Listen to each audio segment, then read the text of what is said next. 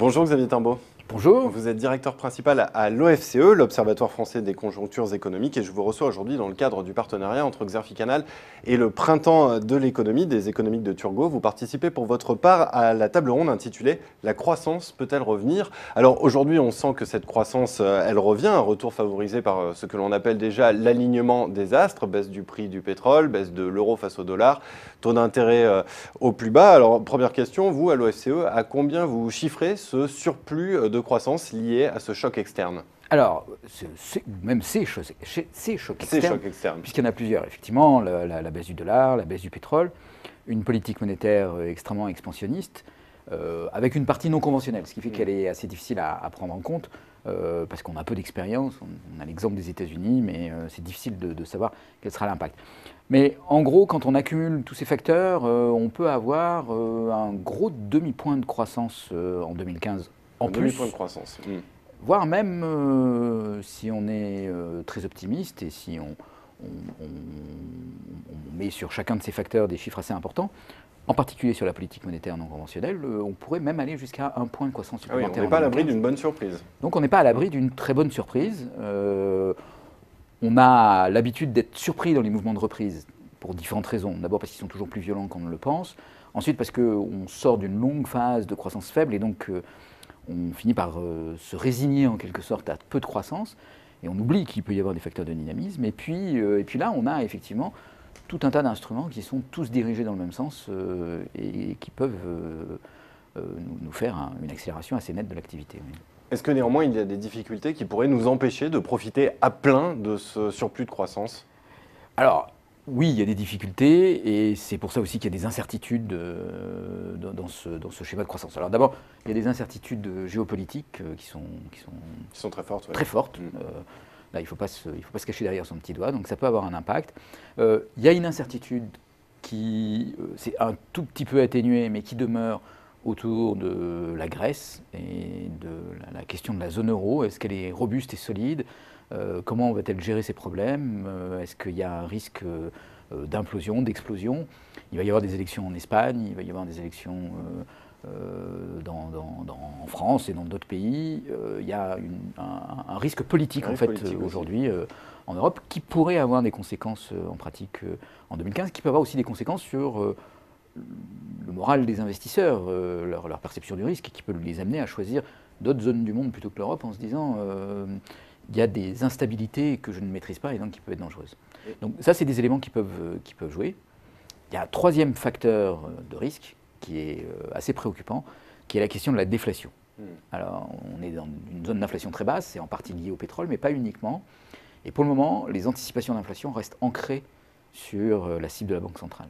Tant qu'elle reste ancrée sur la cible de la Banque centrale, on peut imaginer que ça va à peu près.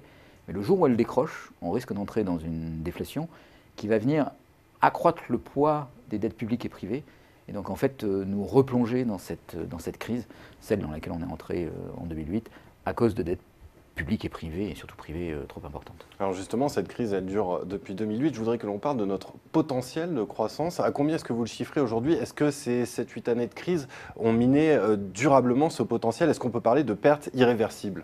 Alors, pour le moment, dans nos analyses, nous, on fait le pari que non, il n'y a pas de perte irréversible. Et donc, on a un potentiel de croissance qui est pas trop entamé, un petit peu entamé, mais pas trop entamé. Donc, on situe ce potentiel de croissance pour la France autour de 1,4 points de croissance par an, ce qui est un petit peu plus élevé qu'un certain nombre d'autres chiffres qui tournent sur la place de Paris, plutôt autour de 1%, voire inférieur à 1%. Il y a quelques éléments comme le CICE qui visent à enrichir un petit peu la croissance en emploi, donc qui ont tendance à réduire la croissance potentielle. Mais notre analyse, c'est quand même qu'on n'a pas encore suffisamment d'éléments pour être trop pessimiste sur notre potentiel de croissance. Pour en revenir au choc externe, est-ce que vous pensez qu'il peut être durable? Alors, durable, tout dépend de quel est l'horizon de temps dans lequel on se situe. Le choc pétrolier, le choc de politique monétaire, le choc de taux de change, c'est des chocs qui n'ont pas un impact immédiat. Et puis ensuite, il ne se passe plus rien. L'impact, généralement, tel qu'on l'analyse, se produit sur plusieurs années, 2 ou 3 années. Donc, si on reste dans une zone de taux de change bas, avec un pétrole pas trop élevé et une politique monétaire très expansive, on peut attendre des effets de ces politiques-là pendant 2 ou 3 années. C'est c'est relativement durable sans l'être trop. Alors après, effectivement, ces chocs-là ont une dimension temporaire à la fois dans leurs effets, et puis aussi temporaire parce que le pétrole peut et va probablement remonter autour de $100. Le taux de change risque de se réapprécier avec une amélioration de la situation en Europe, et la politique monétaire ne sera pas expansive pour toujours. Donc ces éléments-là aussi font que ces chocs par nature seront temporaires. 2 ou 3 ans, cela reste quand même une période assez conséquente. On pourrait imaginer que cette période, elle marque un tournant avec par exemple une relance de l'investissement dans les entreprises. C'est effectivement la clé, c'est un petit peu le test. On parlait tout à l'heure de potentiel. Donc, pour savoir si le potentiel conserve, on va le voir. C'est-à-dire, est-ce qu'avec cette stimulation enfin mise en place, on enclenche un cycle d'investissement et on démontre ce potentiel. S'il n'y a pas d'investissement, il n'y aura pas de potentiel. Et s'il y a de l'investissement, ça sera la démonstration qu'il y a du potentiel. Donc c'est un peu un test, c'est à la fois un tournant et un test pour les économies européennes, de voir si elles ont subi un impact durable de la crise qui a démonté en quelque sorte les ressorts de leur dynamique, ou est-ce qu'elles ont encore un peu de jus. Si je puis me permettre cette expression. Et là encore, on est en phase de test. Vous considérez qu'on est en phase de test sur la trajectoire des dépenses publiques. Est-ce que la France peut tenir son objectif de 3% en 2017 si effectivement ce choc externe se confirme et que le test est validé? Alors, bon, pour répondre directement à votre question, oui. Et l'amélioration de la conjoncture, surtout qu'elle risque de conduire à des réalisations plus positives que ce qui était anticipé et ce qui est inscrit dans, par exemple, les programmes de stabilité, va conduire à des finances publiques en meilleur état et en fait aidera la France à tenir ses engagements. Ça relâche la contrainte, ça fait que les efforts à accomplir sont moins grands pour la même cible, ou ça nous permettra éventuellement d'aller un peu en dessous de la cible. Et puis il y a un petit effet entraînement, parce que c'est aussi un des facteurs positifs aujourd'hui en Europe, c'est qu'il y a moins d'austérité. L'année 2013 et 2014 ont été marquées par des hausses d'impôts, des coupes de dépenses dans tous les pays européens assez importants. En 2015, ces choses-là sont plutôt derrière nous, y compris pour la France, et par les effets multiplicateurs, ça va participer à ce retour de la croissance. Donc oui, en plus, c'est ça la bonne nouvelle, c'est qu'on pourrait tenir nos objectifs de déficit. Ils ont été repoussés à 2017 par la Commission. Et là, on est dans quelque chose d'assez réaliste qu'on a une bonne chance de pouvoir tenir.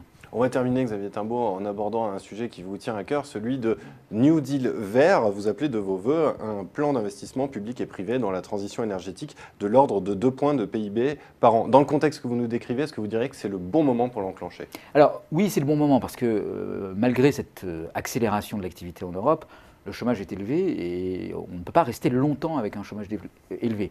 Dans la course que l'on fait avec la déflation, la variable chômage est clé et plus vite elle descendra, plus le risque de déflation sera éloigné. Un plan d'investissement dans la transition énergétique, pourquoi c'est intéressant? Mais parce que les besoins qu'on peut identifier dans la transition énergétique correspondent effectivement à quelque chose comme 200 milliards d'euros d'investissement par an à l'échelle de la zone euro. C'est important, c'est à même de stimuler les économies. Pour que ça se produise, il faudra quand même accepter et comprendre qu'il faut mettre en place un prix du carbone, avec toutes les difficultés que ça suppose, un prix du carbone significatif, parce que c'est ça qui rendra ces investissements rentables et qui permettra qu'une économie décentralisée, une économie de marché, arrive à les produire. Donc là, on va avoir une étape décisive fin 2015 avec la conférence de Paris. Et la conférence de Paris est une étape décisive dont on espère qu'elle ne se terminera pas que par des bonnes intentions, mais aussi par des bonnes résolutions qui seront enfin appliquées. Eh bien, merci Xavier Timbaud. Je rappelle que vous participez à la table ronde intitulée « La croissance peut-elle revenir au prochain printemps de l'économie ». Merci d'être venu sur Xerfi Canal. Merci.